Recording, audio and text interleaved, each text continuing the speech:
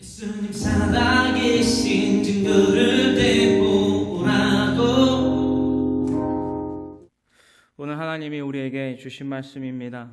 히브리서 12장 14절로부터 17절의 말씀을 가지고 화평함과 거룩함을 따르라 라는 하늘로부터 내려지는 그 지혜의 말씀, 그 히브리서 12장 14절로부터 17절의 말씀을 우리가 함께 나누기를 원합니다. 우리 먼저 히브리서 12장 14절로부터 17절까지의 말씀을 다 같이 한마음 한뜻으로 합독하기를 원합니다. 모든 사람과 더불어 화평함과 거룩함을 따르라. 이것이 없이는 아무도 주를 보지 못하리라. 너희는 하나님의 은혜에 이르지 못하는 자가 없도록 하고 또 쓴뿌리가 나서 괴롭게 하여 많은 사람이 이로 말미암아 더럽게 되지 않게 하며 음행하는 자와 혹 한 그릇 음식을 위하여 장자의 명분을 판 예서와 같이 망령된 자가 없도록 살피라. 너희가 아는 바와 같이 그가 그 후에 축복을 이어받으려고 눈물을 흘리며 구하되 버림바가 되어 회개할 기회를 얻지 못하였느니라. 아멘. 화평함과 거룩함을 따르라. 히브리서의 기자가 누구인지 모르나 히브리서 1장으로부터 1장 1절로부터 이렇게 기록이 되어 있습니다. 그 저자가 누구인지 모릅니다. 하지만 확실한 것은 그 히브리서의 기록의 목적과 그 대상은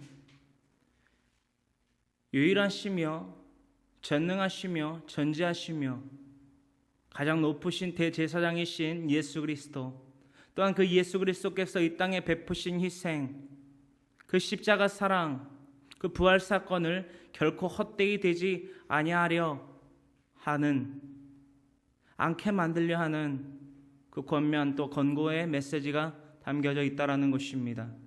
히브리서 1장 1절로부터 이렇게 기록되어 있습니다. 옛적의 선지자들을 통하여 여러 부분과 여러 모양으로 우리 조상들에게 말씀하신 하나님이 뭐라고 말씀하셨느냐, 또한 어떠한 것을 뜻하셨느냐, 2절로부터 이러고 있습니다. 이 모든 날 마지막에는 아들을 통하여 우리에게 말씀하셨으니 이 아들을 만유의 상속자로 세우고 만군의 주, 만유의 왕, 유일한 대제사장, 대제사장인 아론의 그 제사마저도, 단 한 번에 끝낼 수 없는 그 제사마저도, 이 유일하신 대제사장이신 예수님의 그 희생의 제사, 그 단 한 번의 제사로 모든 인류의 죄를, 저주를 대속하고 속량하셨다. 이 기회를 더하신 예수님, 그 예수님에 대해서 유일한 상속자라 기록하고 언급하고 있는 바, 또 그로 말미암아 모든 세계를 지으셨느니라. 영원하신 능력과 신성에 대해서도 또한 언급하고 있다라는 것입니다. 할렐루야. 3절에 이르기를 이는 하나님의 영광의 광채시요. 누가요? 유일한 대제사장이신 예수님에 대해서 하나님의 영광이라 칭하고 있습니다. 빌립보서 2장 6절로부터 11절에 이루고 있는 말씀, 6절로부터 이루고 있지요. 그는 근본 하나님의 본체시나 그의 동등됨을 취할 것으로 여기지 아니하시고 오히려 자기를 배워 이 땅에 종의 형체 사람의 모습으로 내려오시사 죽기까지 복종하셨으니 곧 십자가에 대하여 죽으심이라. 그러므로 그를 하나님께서 지극히 높여 모든 이름 위에 뛰어난 이름을 주사 모든 열방의 애들이 그 예수 그리스도 발 아래에 엎드려 무릎 꿇게 하셨다. 그러므로 예수를 하나님의 아들이라 그리스도라 인칭받음으로 말미암아 하나님께서 영광을 받으셨다. 하나님의 영광이라는 것입니다. 누가요? 예수님이 말입니다.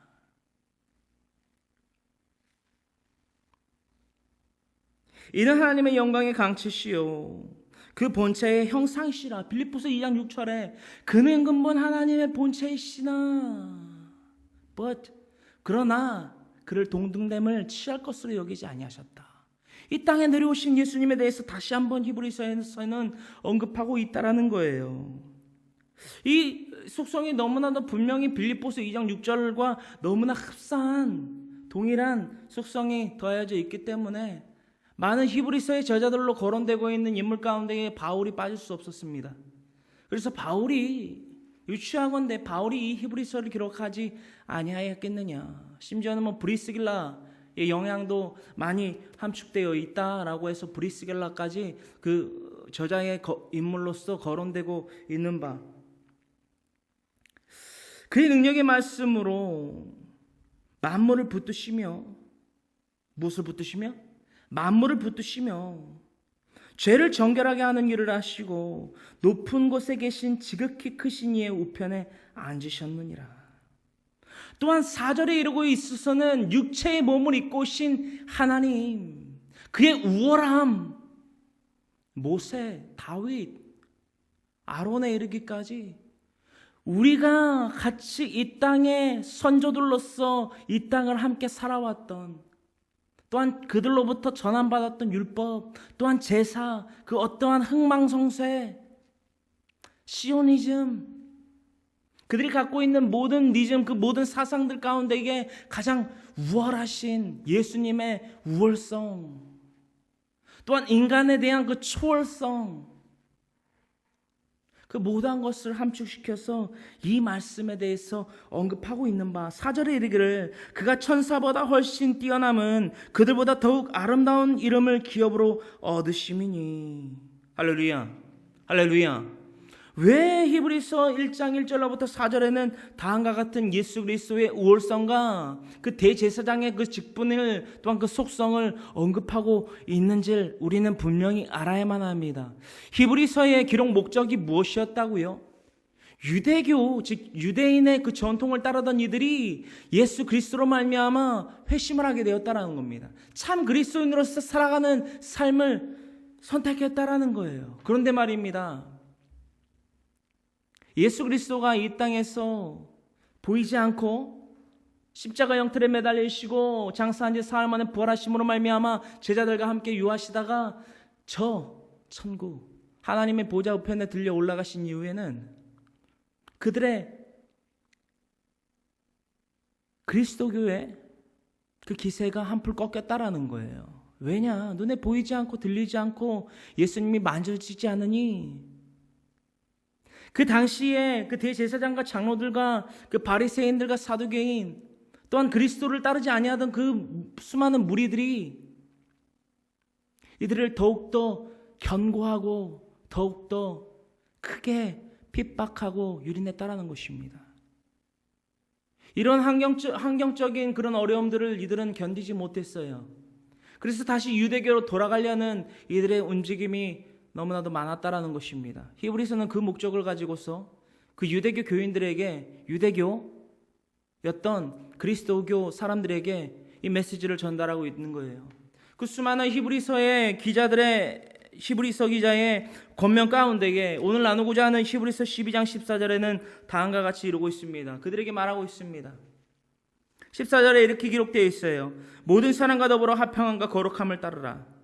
모든 사람과 더불어, 모든 사람 말입니다.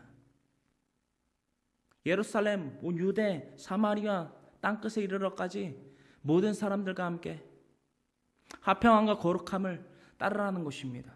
그것이 확신이며 그것이 우리 그리스도인들이 거해야 될 확신의 믿음의 반석이신 예수 그리스도라는 거예요. 그 위에 주추를 세우라는 거예요. 어떤 말씀인지 아시겠습니까? 모든 사람과 더불어 화평함과 거룩함을 따르라. 이것이 없이는 아무도 주를 보지 못하리라. 구원에 대해서 언급하고 있습니다. 우리가 예수님을 볼 때가 언제입니까? 데살로니가전서 4장 16절에 이르고 있는 그 공중재림의 그때, 또한 그 전천년을 천년왕국을 맞이하고 난 직전에 공중재림이 있습니다. 우리 순복음에서는 그 전천년설을 따르고 있는데요, 그때 우리가 공중재림할, 휴거할 그때에 대해서 언급하고 있다는 것입니다. 이 화평함과 거룩함을 따르지 아니하는 자는 그 천국을, 그 영생을 얻지 못한다라는 그 기록을 더하고 있다는 것입니다. 히브리서는 특히나 그 끝자락에 놓여서 그 선택의 기로에 놓인 그 히브리서는 그 선택의 기로에 놓인 그 유대교 사람들에게 이 강건한 이 권면을 할 수밖에 없었다라는 거예요. 강한 이 권면을 할 수밖에 없었다라는 거예요. 강한 권면이란 무엇이냐? 조건부라는 거예요. 조건부. 신명기 28장에 나와 있는 것처럼 야훼께 복을 받을 자, 또한 저주를 받을 자가 있듯이 야훼의 말씀에 청종하며 귀를 기울여 그것을 지켜 믿어 지켜 행하면 받을 복이 있는 것처럼, 또한 따르지 아니하고 지켜 행하지 아니하면 받는 저주가 있는 것처럼, 이 히브리서의 기자도 다음과 같은 조건부, 예수님이 말씀하신 조건부, 사람이 물과 성령으로 거듭나지 아니하면 하나님의 나라에 들어갈 수 없느니라. 요한복음 3장 5절의 말씀. 그 말씀과 같이 철저한 조건부를 내걸고 있다라는 것입니다. 예수님이 그리하셨던 것처럼 말입니다. 15절에 이르고 있습니다. 너희는 하나님의 은혜에 이르지 못하는 자가 없도록 하고 또 쓴뿌리가 나서 괴롭게 하여 많은 사람이 이로 말미암아 더럽게 되지 않게 하며. 이들 가운데 유대교의 그 그리스도인들을 따르는 무리들도 있었겠지만 바리새인과 사두개인들도 하나의 큰 무리가 이루고 있다라는 것입니다. 바리새인과 사두개인들. 예수님의 공생의 삶 가운데 당시에도 또한 사도 바울 회심한 이후에 예수 그리스도를 전파했던 그 사도 바울의 언변마저 있어도 우리는 사도행전을 펼쳐보며 로마서를 펼쳐보며 바리새인과 사두개인들의 다툼, 또한 소동에 대해서 우리가 나눠본 바가 있다는 것입니다. 그들 가운데에서도 의견이 분분했어요. 그러한 것처럼 이 15절에 이르고 있는 이 말씀 구절의 대상은 쓴뿌리가 나지 않게 해야 된다라는 그 권면의 메시지를 받아야 될 이들은 유대교 사람들, 또한 그 유대교로 돌아가려는 사람들이었다라는 것입니다. 우리가 세례 요한의 그 세례에서 요단강에서 세례 사건 가운데에서 회개하라 천국이 가까이 왔느니라고 외치는 그 세례 요한의 외침 가운데에 바리새인과 사두개인들도 그 세례 요한 앞에 나왔던 기록들을 살펴보아서 알 수 있다라는 것입니다.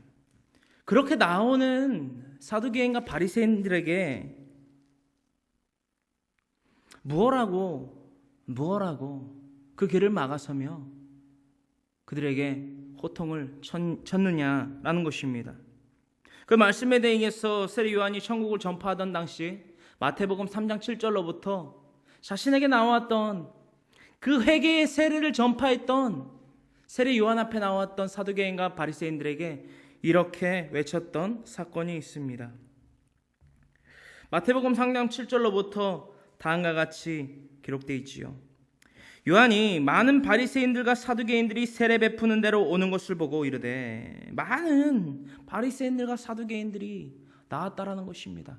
아니, 천국의 그 복음, 회개의 세례를 받아야만 된다, 회개하라 천국이 가까이 왔느니라라고 외쳤는데 바리새인은 왜 나오고 사두개인은 왜 나왔을까요?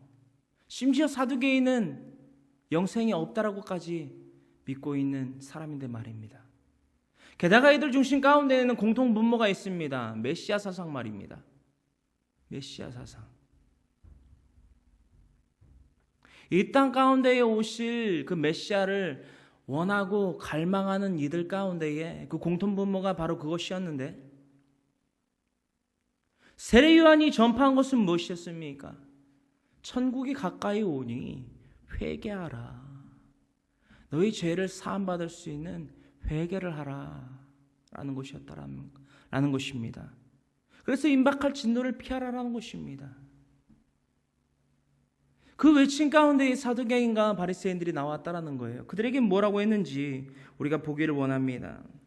많은 바리새인들과 사두개인들이 세례 베푸는 데로 오는 것을 보고 이르되 독사의 자식들아 누가 너희를 가르쳐 임박할 진노를 피하라더냐.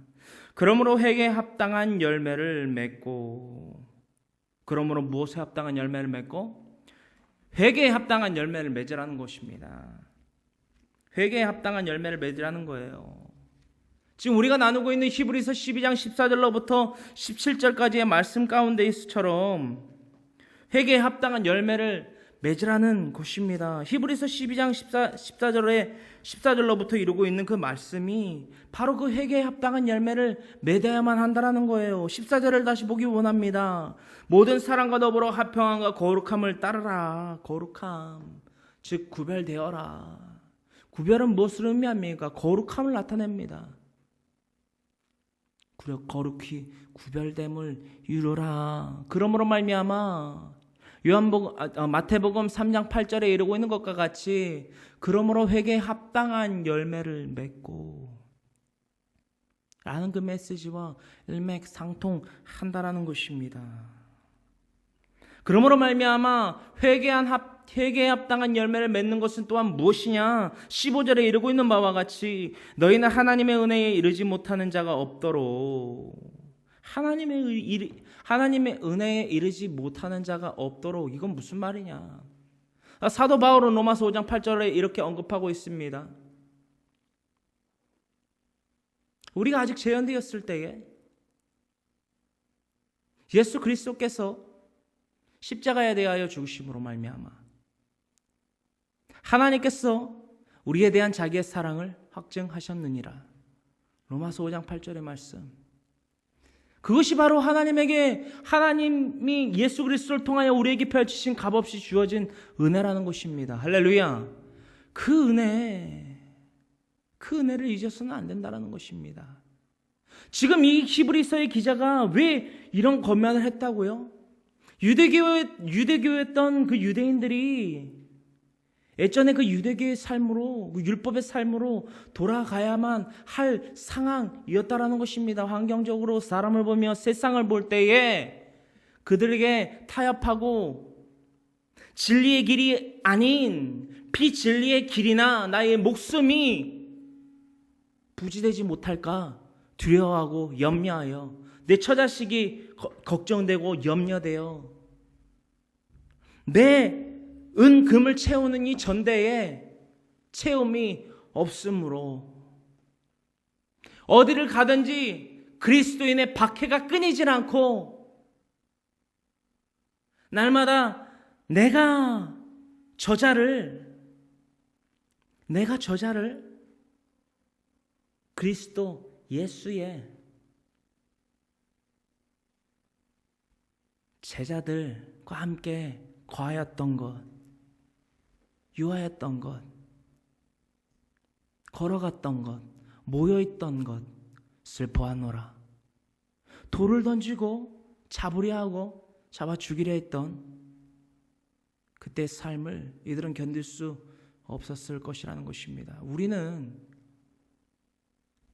이 히브리서의 말씀들을 쭉 묵상해 봤을 때에 우리의 삶을 조명해 봐야만 합니다. 우리는 이런 어려움이 없어요. 정말 믿음은 말입니다. 신앙은 말이에요. 언제 빛을 발하고 언제 성장하고 언제 그 중심이 드러나느냐. 이 사람이 정말 그리스도인이라, 예수 그리스도의 사람이라, 천국 백성이라, 하나님의 백성이라,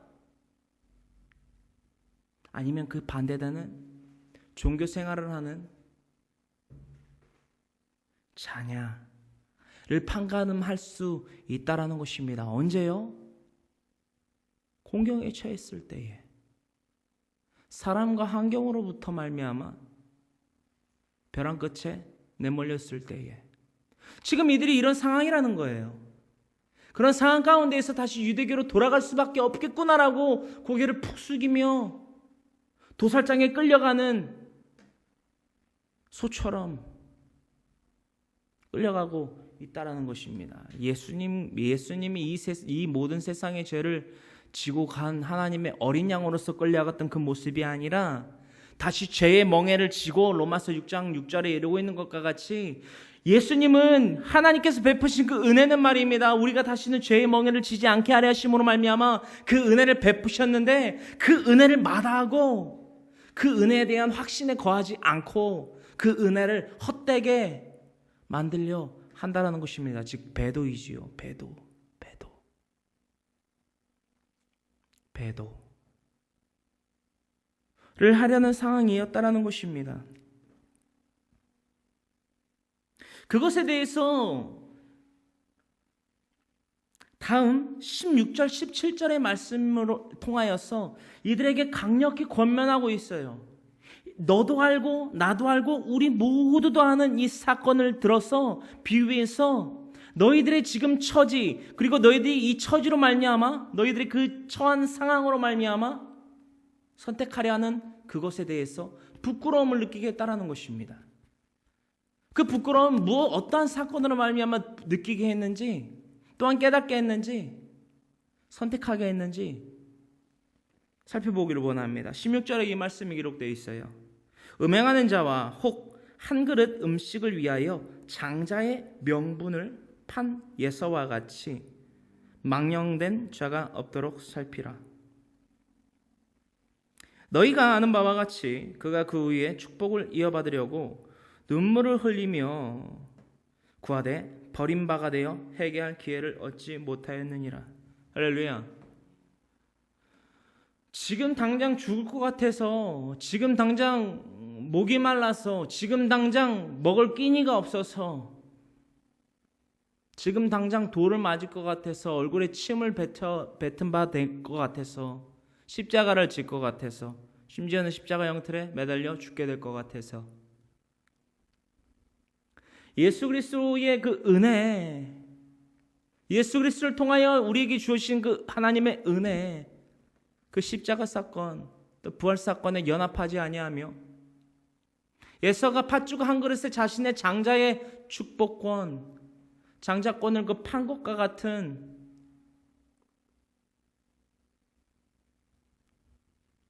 은혜를, 그 값진 은혜를 내어버리는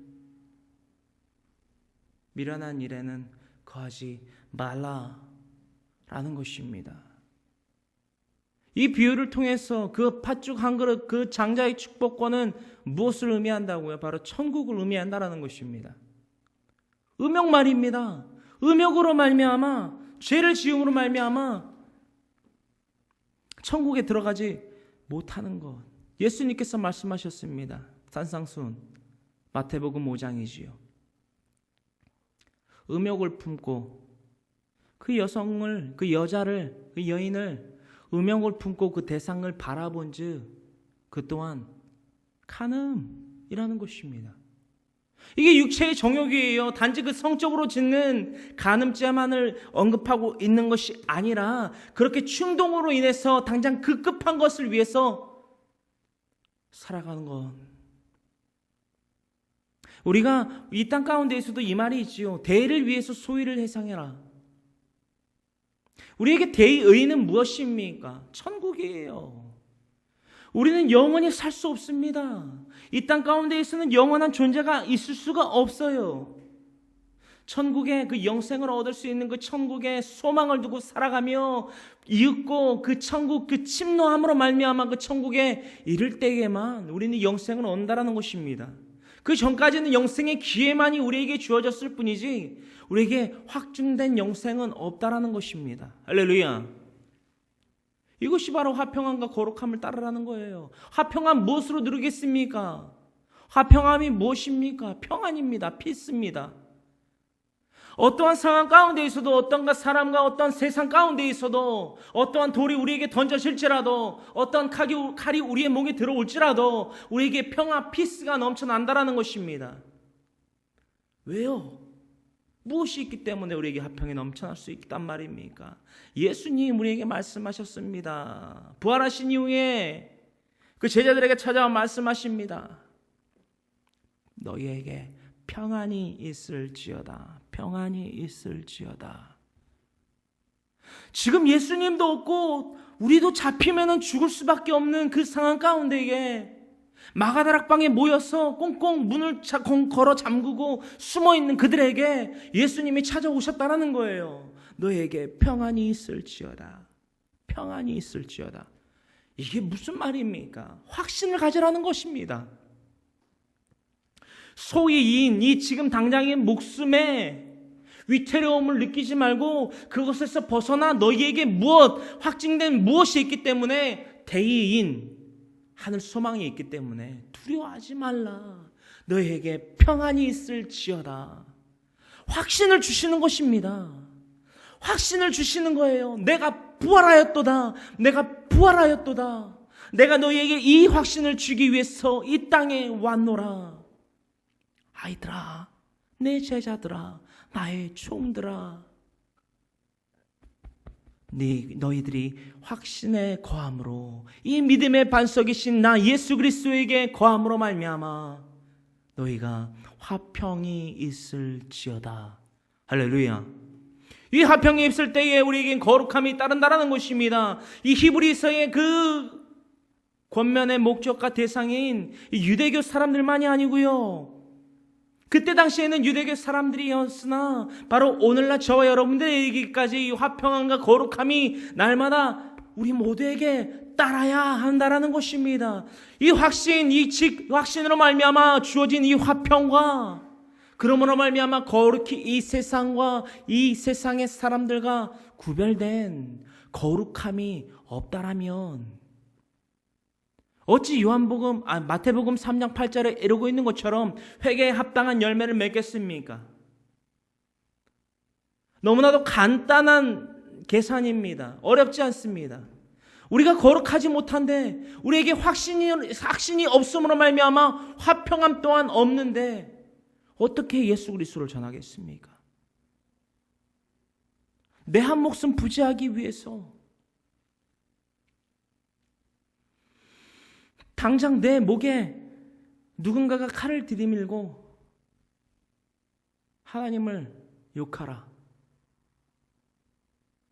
예수 그리스도를 배도해라, 헛된 것이라, 헛된 존재라 외치라 라고 한다면 그 막바지의 그 상황 가운데에 절체절명의 위기의 순간 가운데에 우리에게 확신이 있음으로 말미암아 화평함이 있고 그 화평함이 있음으로 말미암아 구별됨, 즉 거룩함이 따르겠냐라는 것입니다. 날마다 이 모습을 우리의 가운데에게 조명해봐야만 한다라는 것입니다.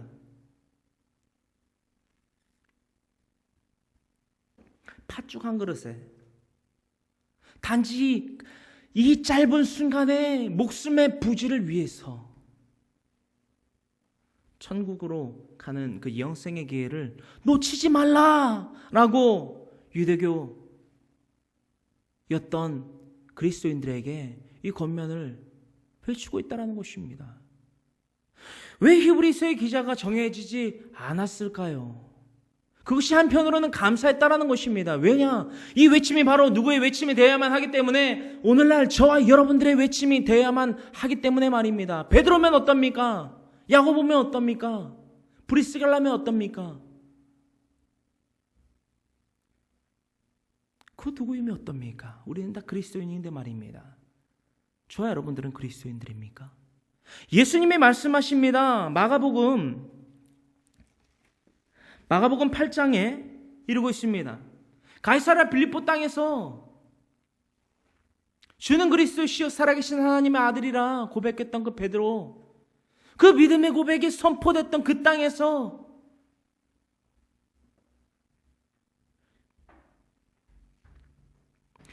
예수님이 그 베드로에게 직후 이르십니다. 대제사장과 서기관들에게 잡히어 고초를 겪고 십자가에 달려 돌아가실 것, 또한 장사된 지 사흘 만에 부활하실 것에 대해서 언급합니다. 베드로에게는 어떤 것이 그 중심이 있었기 때문에 다른 그 어떤 것도 들리지 않습니다. 장사한 지 사흘 만에, 즉 3일 만에 부활하실 것, 이런 거 안 들립니다. 무엇이 들렸다고요? 잡혀 죽으실 것. 아니 어찌 보면 예수님이 죽으실 것 또한 베드로에겐 슬픔이 아니었을지 모릅니다. 그저 단지 예수님께 항변했다라고 기록되어 있어요. 따져 물었다는 것입니다. 마치 맥살이라도 잡고 얘기를 하듯이 따져 물었다라는 거예요. 한마디로 말해서 못 죽어. 안 돼. 우리를 두고 어딜 가? 못 죽어. 무슨 말이야 지금. 내가 지금 내 가족도 버리고 친지도 버리고 이웃도 버리고 지금 당신을 따라하는데 무슨 헛소리를 하는 거야. 못 죽어 당신. 당신 이제 내가 막 따라다니면서 내가 떡도 먹고 물고기도 먹고 죽은 자도 일으키는 것을 내가 보고 서당께도 3년이면 풍어를 읊는다고 당신을 더욱더 오래 따라다니다가 한 자리를 꿰차려고 하는데 무슨 말이야 그게. 안 돼. 못 죽어. 기어코 그 일이 당신에게 일어나지 않게 하겠나이다. 하늘이다. 자신이 어떻게 해보겠다라는 거예요. 평생 어부의 삶을 살았던 그 베드로가 육체적인 힘이 있고 건사함이 있기 때문에 열정이 있기 때문에 파이팅이 넘치기 때문에 만약에 그런 상황이 누군가가 예수님 당신을 잡으러 온다면 내가 막아서겠습니다. 그걸 지켰지요. 말고의 귀를 잘랐잖아요. 예수님의 이 말씀이 있음에도 불구하고 그의 중심은 그렇게 달라지지 아니한 그 팽배함을 보였다라는 거예요. 그 중심에 대해서 이렇게 예수님이 일으키십니다. 마가복음 8장 33절로부터 이 말씀을 이루고 계세요. 32절까지 베드로가 예수님께 대하여 항변하고요. 33절에는 다음과 같이 기록되어 있습니다. 예수께서 말씀하세요. 예수께서 돌이키사 제자들을 보시며 베드로를 꾸짖어 이르시되 무엇이라? 사탄이라는 것입니다. 이게 무슨 말입니까? 예수님을 그림자와 같이 수족같이 따라다녔던 베드로에게, 그죠? 베드로에게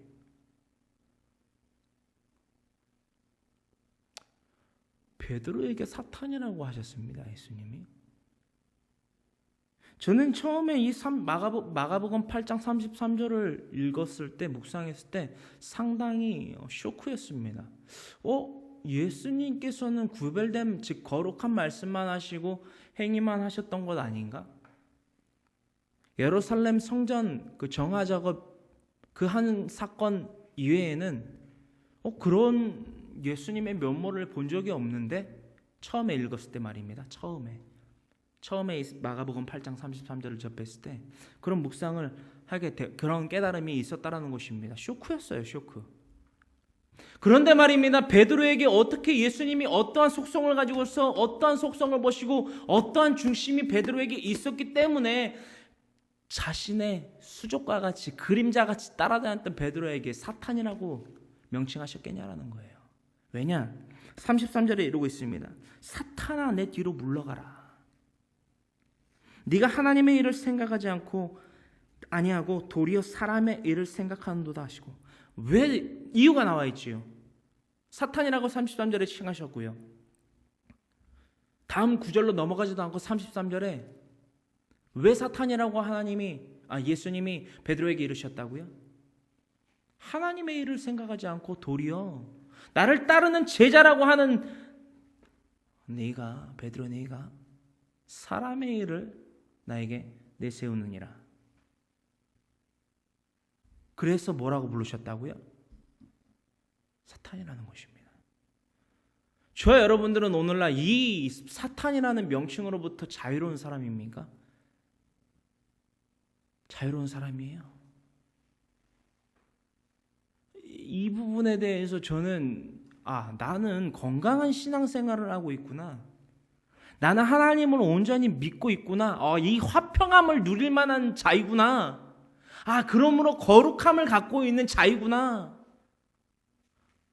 라고 착각하고 있던 내 자신으로부터의 이 쇼크가 있었다라는 것입니다. 쇼크가 있었다라는 것입니다. 여러분들은 어때요? 이 칭함으로부터 자유로운 이냐라는 것입니다. 예수님께서 말씀하십니다. 단지 사탄이라 명칭하고 끝내고 내치신 것이 아니라 너희가 화평함을 누리고 화평함 가운데에 거룩해지기 위해서는 이것을 분명히 확신에 거함으로 말미암아 지켜 행해야 된다라고 말씀하세요. 이게 예수님입니다. 이게 예수님이에요. 답도 주지 않고 너는 뭐야? 너는 사탄이야. 너는 개야. 넌 돼지야. 그런 너희들한테 진주를 던져줄 수 없어. 알았어? 이게 아니라 사탄이라고 칭함을 받은 그 베드로에게마저도 이렇게 말씀하시고 이렇게 기록하게 하심으로 말미암아 우리에게 이 따를 수 있는 이 가이드의 말씀을 주셨다라는 것입니다. 이게 하나님의 우월성이에요. 예수님의 우월성이라는 것입니다. 예수님이 이 말씀과 이 깨달음과 이 하나님의 뜻, 하늘의 뜻을 더하시려고 이 땅 가운데 오셨다라는 거예요. 34절에 이릅니다. 무리와 제자들을 불러 이르시되 제자들뿐만이 아니라요. 그 12제자뿐만이 아니라요. 예수님을 따르는 수많은 무리들이 있었겠지요. 그 중에는 오늘날 이 히브리서 12장에서 다루고 있는 유대교 또는 사두개인과 바리새인들, 그시요? SNL파에 이르기까지 많은 이들이 무리에 뒤섞인 가운데에 많은 이들이 주님을 따르고 있었다는 것입니다. 그들에게 이르세요. 무리와 제자들을 불러 이르시되 누구든지 나를 따라오려거든 예루살렘, 온 유대, 사마리아 땅끝, 오늘날 저 여러분들의 이방인에 이르기까지 누구든지 예수님을 따르려거든 자기를 부인하고 자기 십자가를 지고 나를 따를 것이니라. 할렐루야, 할렐루야. 히브리서 12장 14절로부터 17절에 화평함과 거룩함을 따라라는 주제, 그치요? 그 가운데에서 우리가 알아보아야만 하는 이 헬라어가 있습니다. 화평함과 거룩함을 따르라.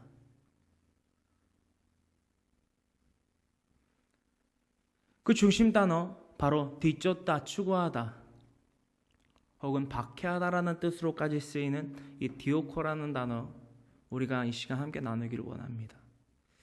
디오코, 따르라는 거예요. 화평함과 거룩함을 가지고 예수님을 따라야만 한다라는 것입니다. 뒤쫓다라는 표현을 우리가 중심 단어 또한 그에 대한 정의로서 쓸 수 있고요. 추구하는 것, 우리가 무엇을 추구해야 됩니까?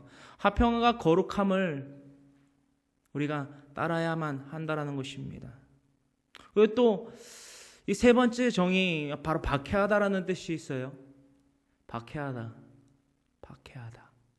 화평함과 거룩함을 따르는데 박해하다라는 단어의 디오코라는 단어의 뜻 가운데 하나가 박해하다라는 뜻도 갖고 있습니다. 이것을 혼용해서 쓰는 이유가 무엇인지 잠시 잠깐 묵상해 본 바가 있습니다. 박해하다.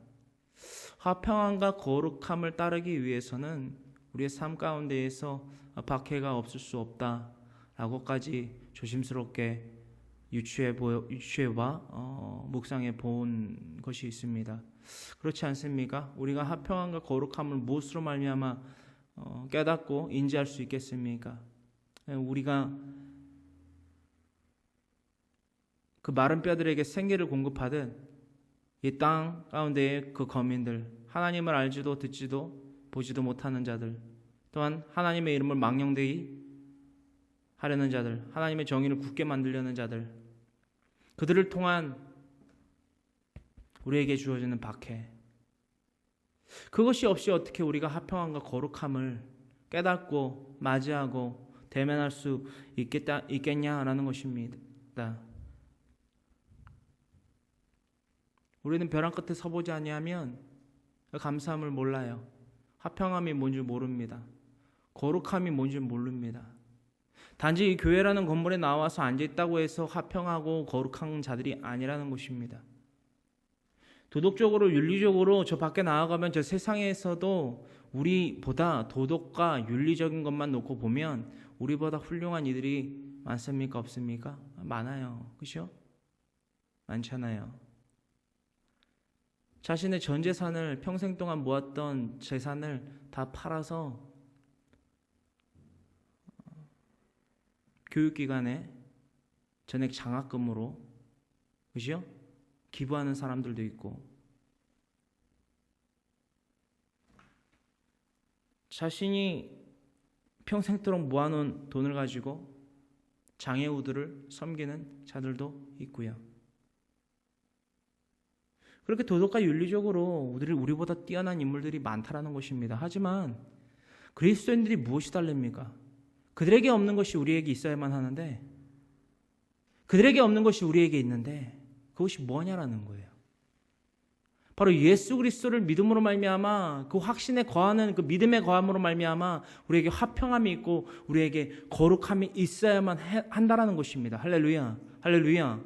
이 세상과 단절이 아니고요. 이 세상과 구별됨이 있어야 된다라는 것입니다. 제가 여러분들에게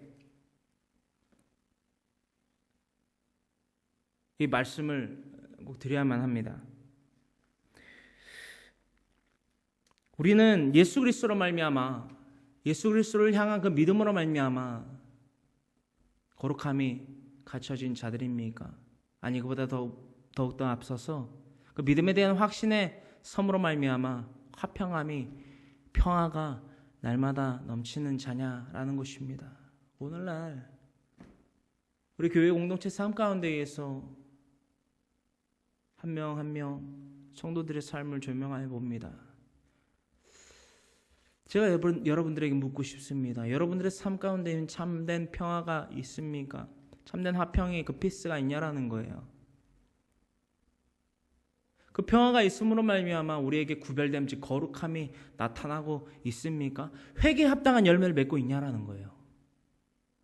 마태복음 3장 8절에 이르고 있는 7절로부터 이르고 있는 바리새인과 서기관들이 맺어야 할 그 임박한 진노를 피하기 위해서 그 도끼가 나무를 찍는 그 도끼가 뿌리에 바싹 되어져 있는 그 순간인데 언제 오실지 모르는 그 예수님, 재림하실 예수님을 바라보면서 믿음으로 바라보면서 확신에 거하여 있는 우리가 믿음으로 한 예수님을 저 천국을 소망하면서 살아가고 있냐라는 거예요.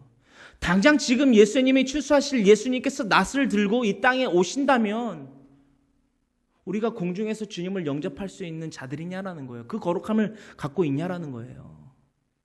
우리 너무나 안일하게 살아요. 너무나도 안일하게 산다라는 거예요. 자칭타칭 주의 종이 너무 많고요. 자칭타칭 그리스도인들이 너무 많아요. 이 히브리서의 말씀은 말입니다. 바로 우리에게 권면하는 권면에서예요. 권면의 대상이 누구라고요? 유대교였던 자들이 유대교를 버린다라고 말하고 그리스도인으로서 개종을 했다라는 거예요. 개종 말입니다. 개종. 근데 하필이면 그때 당시에 개종했던 그리스도교가 이단이라는 거예요. 이단. 그렇죠? 그때 당시에는 이단이었다라는 거예요. 국교로서 로마에 의해서 국교로 정해지기 이전이라는 거예요. 훨씬 이전. 이단이라는 것입니다. 그 이단의 삶을 사니까 받는 박해가 어마무시하다라는 거예요. 여러분들 그런 박해를 받고 있냐라는 거예요. 그런 박해를 안 받고 있으니까 오히려 이 화평함이 없고 거룩함이 없다라는 거예요. 여러분들 웃고 있다고 화평인 줄 아십니까? 그게 평화인 줄 아세요? 안일함이지요. 안일함. 그렇죠? 예수님이 오면은 나는 뭐 천국은 따놓은 당상이니까 누가 그럽니까? 회개에 합당한 열매를 맺지 못하는 나무마다 찍혀 불에 던져지니라. 그죠? 열매를 맺지 못하는 나무마다 도끼에 찍혀 땔감으로밖에 못 쓰인다라는 것입니다. 영원 셋의 무궁토로 꺼지지 아니하는 둘째 불못. 요한계시록 20장에 기록되어 있는 그 둘째 불못 말입니다. 이러한 중심을 가지고 어떻게 예수 그리스도의 복음을 전파하겠어요? 그죠?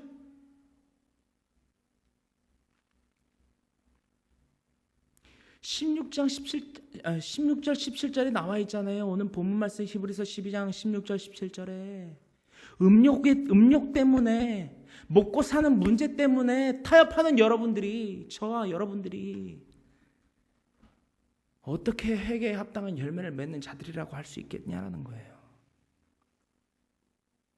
예수님의 지상 명령이 있잖아요. 그죠? 우리는 예수님의 군사입니다. 할렐루야. 그러므로 사도 바울은 에베소서 6장에 하나님의 전신갑주를 들어서 얘기했어요. 그죠? 사도 바울의 중심지였던 하나가 로마의 문화였기 때문에 로마 병정들이 갖고 있던 투구와 갑옷과 허리띠와 신과 방패와 창도 있었지만 창은 나오지 않고 검이 나오지요. 스워드. 그것에 대해서 언급했다라는 거예요. 저와 오늘 여러분은 하나님의 군사인데, 군사이면 자신의 상관의 명령에 복종을 해야 된다는 거예요. 그죠? 근데 그 상관의 명령에 복종을 하고 있냐라는 거예요. 마태복음 28장 18절로부터 20절까지가 우리가 총칭하여 지상 명령이라고 총칭을 할 수 있는데요. 예수님이 해도 되고 안 해도 된다라고 말씀하신 것이 아니라 명백하게 말씀하십니다. 그렇죠? 마태복음 8장 34절로부터 언급하고 있는 바와 같이 누구든지 나를 따르려거든 날마다 자기를 부인하고 자기 십자가를 지고 나를 따라야 할 것이니라. 이게 왜 말씀하실 수 있는 자격의 요건이라고요? 그렇게 되실 거니까. 그렇게 오셨고 그렇게 가셨고 그렇게 올라가실 거니까. 그게 무슨 말씀이라고요? 빌립보서 2장 6절로부터 11절의 말씀이라는 거예요. 예수님이 분명히 명하신 말씀이 있는데 왜 우리는 이렇게 어렵게 사냐라는 겁니다. 화평함과 거룩함을 거할 수 있는 방법이 분명히 있고 분명히 그 화평함과 거룩함을 따라야만 하는 의무가 있는데, 그죠? 그럼 발렌티어도 아니에요. 자원도 아니에요. 명백히 지켜 행해야만 할 것입니다. 누구의 삶이기 때문에 하나님의 백성이며 하나님의 군사이며 하나님의 천국 백성의 되기를 원하는 자들이라면 분명히 지켜 마땅히 지켜 행할 조건부라는 거예요. 조건부 계약이에요. 그죠? 계약이죠. 이건 계약이에요.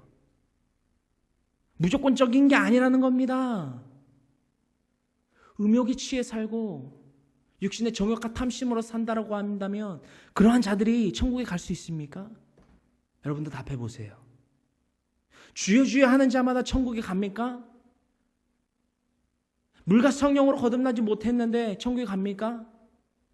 갈라디아서 5장 24절로부터 26절에 이루고 있는 바와 같이 그리스도 예수의 사람들이 육체와 함께 그 정욕과 탐심을 십자가에 못 박아야만 그리스도인이 되는데, 이 그리스도인이 아니면 거듭난 게 아닌데 천국에 갈 수 있습니까? 성령으로 살면 성령으로 행하는 자들이 될 수밖에 없는데 우리 성령으로 살고 성령으로 행하고 있다라고 생각합니까? 아니람이잖아요. 아니람. 이곳에서부터 우리가 벗어나야 된다는 것입니다. 그러고 나서 이 디오코라는 단어에 대한 정의를 따질 수 있는 자의 자격을 갖춘다라는 거예요. 여러분들 지금 못 알아들어요. 그죠? 못 알아듣는다는 거예요. 못 알아들어요. 저도 이거 처음에 못 알아들었어요. 이런 말씀, 이런 설교, 이런 성경에 대한 서기해서 못 알아들었다라는 거예요. 못했다라는 거예요. 왠지 아세요? 아니람에 거하여 있으니까. 예수님이 분명히 말씀하신 게 있는데 왜 우리는 우리의 자의적 해석대로 아니람에 거하여 살아갈까요? 주여 주여 하는 자마다 천국에 들어갈 것이 아니라는 거예요. 다만 하늘에 계신 하나님의 뜻대로 행하는 자라야 들어가리라. 그게 천국이에요. 프리패스가 아니고요. 계약이에요. 딜이에요. 딜. 천국의 백성이 될 수 있는 자격을 갖추는 딜이라고요. 거래라고요. 회개에 합당한 열매를 맺지 못하면 천국에 못 간다라는 겁니다. 제 말이 아니고요. 지금 여태까지 나누고 있던 말씀의 구절들이 다 그 구절이에요. 아니다. 내 생각이 맞다. 내가 갖고 있는 게 아니라면 아니라 화평과 거룩함이다. 라고 하시는 분들은 그 증거를 저한테 갖고 와보십시오. 없습니다. 그렇죠? 그럼 구원파잖아요. 그 마인드는 구원파라고요.